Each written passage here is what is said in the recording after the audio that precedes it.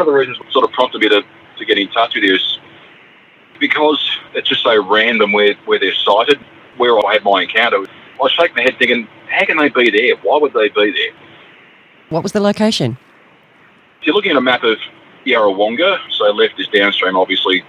As the crow flies, about probably 14 kilometres on the Victorian side. There's not a lot out there. That's pretty much Crown land there. I think they lease that land to the local farmers, and they graze their livestock along there sometimes. So it's to the left of Yarrawonga. It's actually called Dufty's Beach is the actual location. Bruce's Bend, and there's a lot of bends up there that are fairly well known by people who camp along there. I had my encounter back in 1987. It was the winter of 1987. I had a four-wheel drive and an old FJ55 Cruiser, and I'd just jump in the four-wheel drive and go wherever. But this particular place, we do a lot of water skiing there. We're actually just started going back up there again now. And it's just a wonderful spot along the banks of the Murray there. If you've ever been along Tokenwall, the river banks are just pure white sand, basically. It's like going down to St Kilda Beach or up on the Gold Coast. They're just nice, big, sandy beaches, and it's wonderful spot just to get out and put the ski boats in the water or fish or what have you. So we've been going up there water skiing for a couple of years, and I decided to go back up there. 3.5 hours later, I'm driving in. It's probably 11 o'clock at night, driving in the bush. Saw a couple of kangaroos, that's about it. But again, there's not a lot as far as wildlife out there.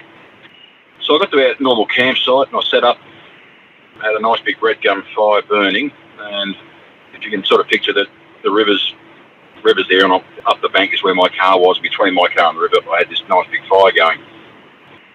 Probably an hour later, 45 minutes later, I started hearing noises east or upstream a little bit, probably 50, 100 metres, and didn't think a lot of it at first. I heard some rustling and trees breaking or branches breaking, and just thinking it may have been cattle grazing in there, and they're sort of bumping into things at night. But got a bit more serious when I heard another tree being pushed over and another one. They got louder and louder. I sort of pricked my ears up by this stage, thinking, "Oh, what is that?" I'm thinking maybe it's more than one cattle heading towards me. The fire was big enough that you could have seen it for quite a long way. So I'm thinking to myself, whatever it is knows that I'm here.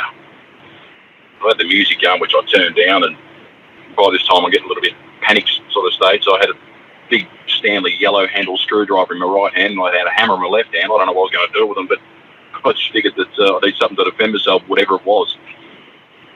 It sort of paused every now and again, but then it would have a burst of running. I'm standing with my back to the river. I'm looking out into the bush that's going from my left, going over towards the right.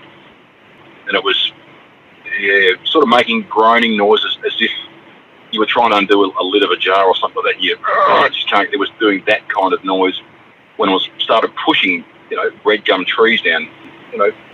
12-inch diameter trees were coming down. I could see the tops of the trees. It was a clear night, no moon. The sort of stars was illuminating the bush a little bit. I could just see these trees falling. I'm thinking, that just doesn't make sense what was happening.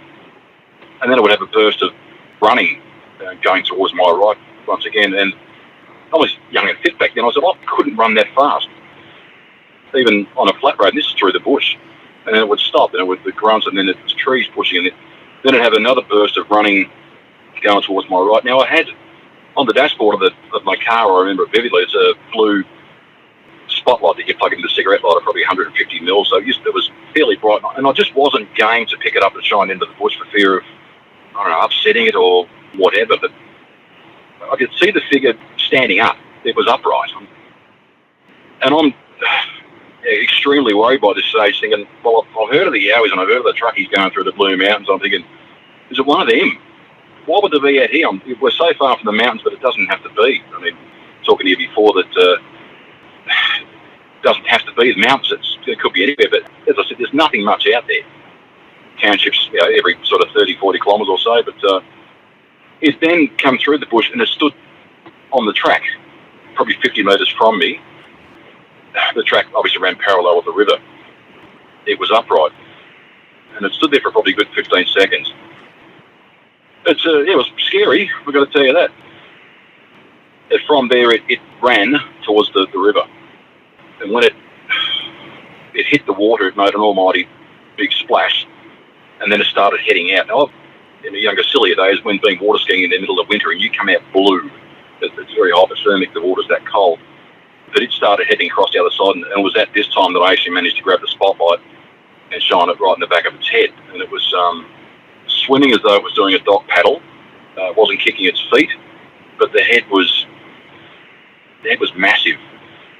And I remember it was tapered, I guess, narrow on the top and what it was very broad down the bottom. I followed it with the light. It was probably 100 metres before it reached the other side. And when it reached the other side, I could clearly see it climbing up the bank. The embankment on the other side wasn't a white sandy beach. It was almost vertical. So it basically just climbed up there and then went running through the bush away from me. Yeah, I didn't sleep outside that night. It was definitely inside with all the windows up and the doors locked. I don't blame you. That would have been really scary, especially being out there in the middle of the night by yourself. By myself, yeah. It was standing on the path, staring at you for about 15 seconds. Yeah. Did you get an idea of how tall it was? Much, much bigger than me. Yeah, much bigger. I just see the figure was, I guess, probably 7 foot, maybe bigger. The interesting thing I failed to mention then was on the following morning, I only stayed there one night, funnily enough, but I went down towards the beach area and there were footprints down there, massive footprints. And because it's very coarse sort of sand, it didn't make a clear impression of the footprint itself, but it was two-legged. It was probably a metre and a half, 2 metre between strides, 2 metres at least. So there was probably half a dozen footprints as it ran sort of away from me down on the sand and into the water. That was the bit that made me scratch my head thinking, well, that's not a cow. Not too many cows wandering around on 2 legs. Yeah, they were, I guess I'll talk inch feet, I suppose. Yeah, 1.5 foot. It's big. It's standing about 50 metres away from you, staring at you. Could you hear it breathing? Was it making any movement? No, I couldn't. It was like I couldn't hear over my pounding heartbeat. I could hear that through my ears, and I was breathing that heavy. It was just, I don't know, adrenaline and fear. But I'd made my way to the back of the car by this time, and I'm sort of looking out from behind the rear of my car, looking up the track, and I wasn't going to move. But it must have been thinking, well, if you don't move, I'm not moving. So we just stood there, we're staring at each other. I know it was looking at me, not that I could see any facial features, or I could just see the sort of silhouette of it. But then it had enough, I suppose, and then it made its way to the water. So you couldn't see any eyes or eye shine? Once again, I just wasn't going to go and grab the spotlight and hang out spotty. I was just too scared. Totally understandable. So when it started to run towards the beach, was it running at you? No, running away, as in running downstream, so away, yeah.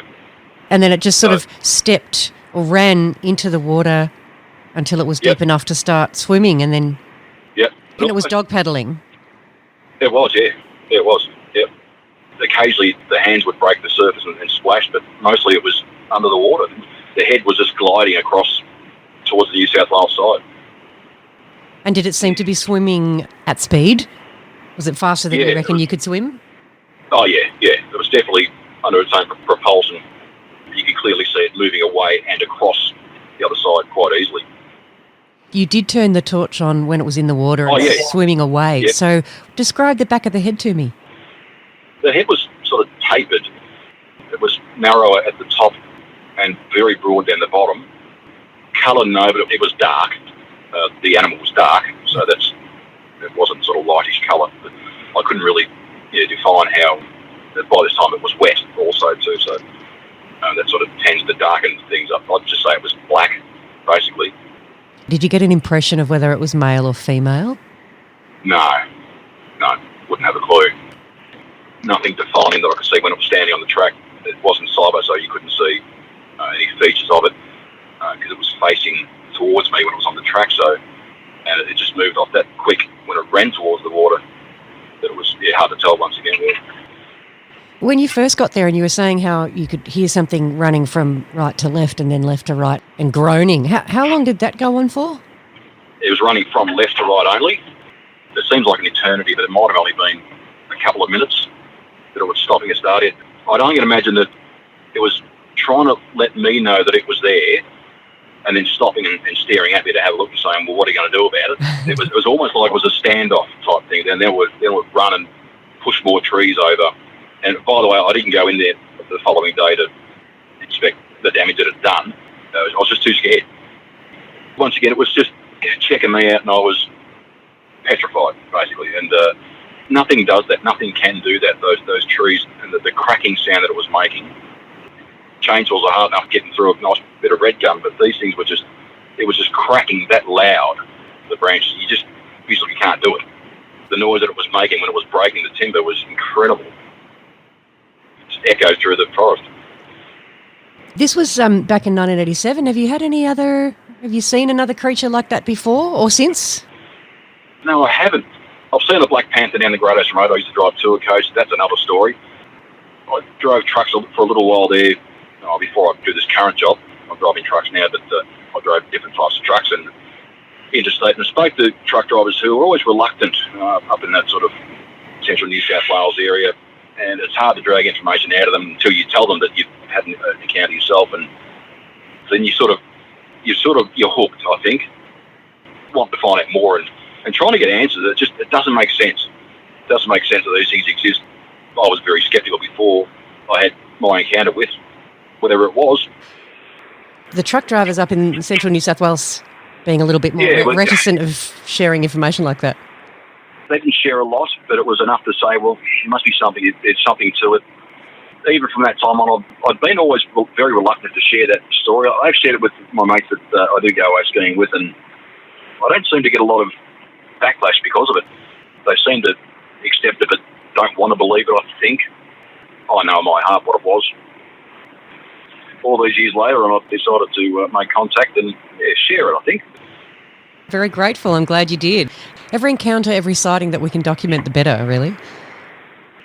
I'm sort of listening to podcasts on YouTube, and the recollection that people have are very vivid, and it embeds itself into your mind, and you can't forget it. You can't forget it. There were 3 in the Robinvale area, 2004, 8 and 9, along the Murray. And if I remember correctly, I interviewed somebody 6 months or so ago who saw one, is it Barmer? Barmer Forest, it would be. Yeah, the Barmer Forest, exactly, yeah. So he saw one there, up in that same area. A lot of bushland up there, and if you don't want to be found, you won't be found. What did it most resemble to you? The back of the head, I guess that was the pivotal moment when I thought, well, it's almost gorilla-like. When you see, the big silverbacks you see on telly and on Nat Geo and documentaries like that, where you see the back of their head and it is that sort of tapered shape, that triangular type shape, and wow, it resembles that, but just a heck of a lot bigger. Did you get the feeling that it was more man-like or more animal-like? It was too upright to be. That's a very good question. Yeah, that's a very good question. Wow. Yeah, half and half. I've got to say half and half. Yeah, it's too similar to be human, but not. You're still going up to that area, water skiing and camping, or not anymore?